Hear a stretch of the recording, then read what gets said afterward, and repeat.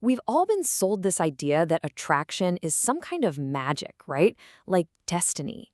But what if I told you it's more like an operating system, one that you can actually upgrade? That's exactly what we're digging into today.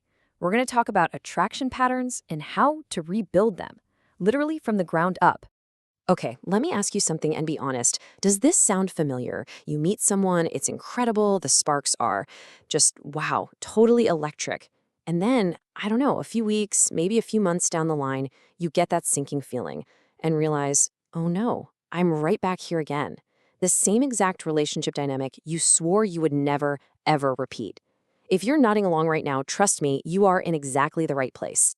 All right, get ready for this because this one idea is pretty much the key to everything we're talking about. You know that intense butterflies in your stomach, can't eat, can't sleep feeling we all call chemistry? Well, what if it's not a sign you found the one? What if most of the time it's actually just familiarity? Your nervous system basically screaming, hey, I recognize this feeling, even if that feeling is total chaos. So, with that in mind, let's dive into our first section. We're going to get into this idea of your type. And look, this is super important.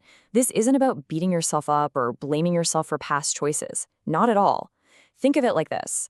We're just peeking at the source code of your personal operating system, so we can finally install that much-needed upgrade. So when we say type, what are we really talking about? Come on, it's way more than just, I like tall people or they have to have a good sense of humor.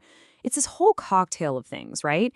It's that familiar jolt your nervous system gets. It's slipping back into an old, comfortable emotional role. Maybe you're the caretaker or the one who always pursues. And here's the big one. It's about falling for someone's potential while putting up with a whole lot of inconsistency. And I have to jump in here and be crystal clear about something. This is not about forcing yourself to date so-called boring people. The goal is not to kill all the passion and just resign yourself to a lifetime of, I don't know, beige. Absolutely not. It's actually about expanding your whole definition of what exciting can even mean. This is really the core mission right here. It's about retraining your body, literally teaching it that peace isn't the same thing as emptiness, and that clarity, well, that's not a lack of spark. It's actually the very thing that lets a real spark grow into a fire. Okay, let's move on. Now we're going to dig into the why.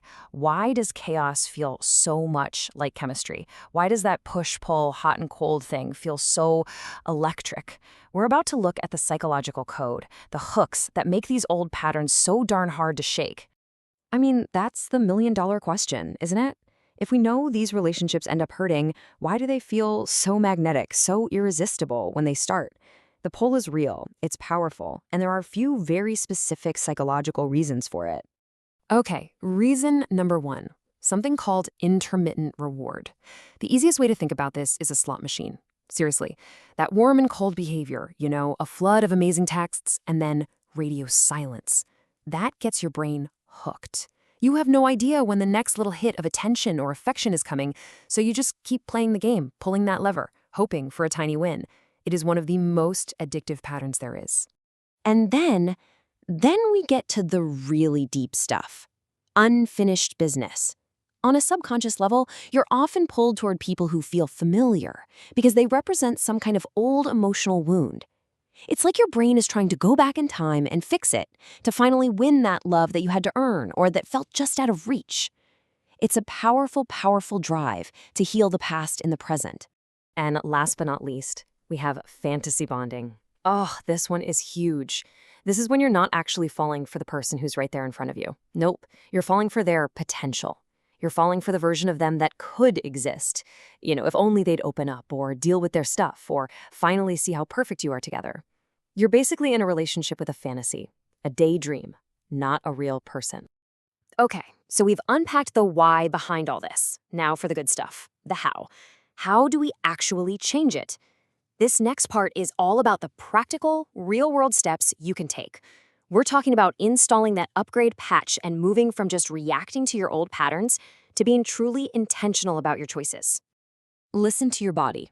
Seriously, your body often knows the truth long before your brain catches on. That old pattern, that activation, it feels like anxiety in your body, right? A tight chest, your thoughts are racing, you feel panicked when they don't text back. The new pattern, a real connection, feels totally different. It feels like ease, It feels grounded. There's this steady warmth instead of frantic highs and lows. The first step is just learning to notice the difference in how you physically feel. So here's your new filter, a new question to ask yourself. Instead of immediately asking, is there chemistry? I want you to start by asking, does this feel emotionally clean? What does that mean? It means there's no weird game playing, no mixed messages you have to decipher. You don't feel like you need a secret decoder ring just to figure out what they're thinking. And this right here, this is your new mantra. I'm serious. Write this down, put it on a sticky note on your mirror. Confusion is not chemistry. Confusion is a no. The second you start feeling that mental fog, the second you're overanalyzing their text with your friends, that is your signal. It is not a sign to lean in and try harder. It's a sign that this isn't right. Confusion is a hard stop. Okay, time to get super practical. In this section, we're going to put this new program into action. We'll look at some of those classic dating scenarios that probably used to send you into a total tailspin. And we'll walk through the new, empowered way to handle them. All right, here's a classic. They're texting you like crazy, and then, poof, they go quiet. The old pattern? You'd spiral, right? Rereading every text, trying to figure out what you said wrong, wanting to fix the energy. The new move? You pause. You just watch. You see the pattern for what it is, inconsistency. And you don't chase. You simply match their energy. Okay, scenario 2, that intense, fast whirlwind chemistry. It feels so special, so rare. The old pattern is to just dive in headfirst, right? The new move is to recognize that an intense feeling is just that, a feeling. It's not yet data. So you intentionally slow the pace. You give it time, you let their behavior, their actual actions, accumulate so you can see who they really are over time. Now this is probably the toughest one. You meet someone who is stable and consistent, and it feels a little boring. The old you would just assume there's no spark and walk away. The new move is to pause and ask yourself a really important question. Is something actually missing here, or is what's missing just the chaos I'm used to? You gotta give that stability some room to grow on you. Let it become sexy. Here is a super simple rule that will literally change the game for you. Reciprocate, don't compensate. That's it. If someone is giving you 40%, you give them 40% back. You don't give them 120% to try and make up for what they're lacking. Just mastering this one thing can rebalance your entire dating life. All right, let's wrap this all up. In our final section, we're going to put it all together and define what your new attraction code actually looks like. Think of this as the new default settings for your upgraded system. So this is basically your new checklist. These are the things you're retraining yourself to be attracted to. We're talking about people who are clear, who are consistent, people who feel warm, not chaotic, where the connection actually deepens over time instead of just burning out. You're looking for someone who chooses you without you having to perform or audition for their attention. And just to say it one more time, because it's so important, this is not about lowering your standards for passion. It's the opposite. It's about moving passion into a container that doesn't leak.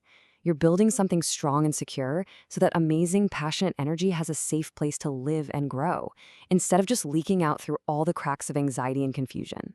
So I want to leave you with this one final thought, this massive mindset shift. The new goal isn't to chase and win the hardest person to get. No, the new goal is to find the clearest person to build with. And when you make that your goal, believe me, it changes the entire game.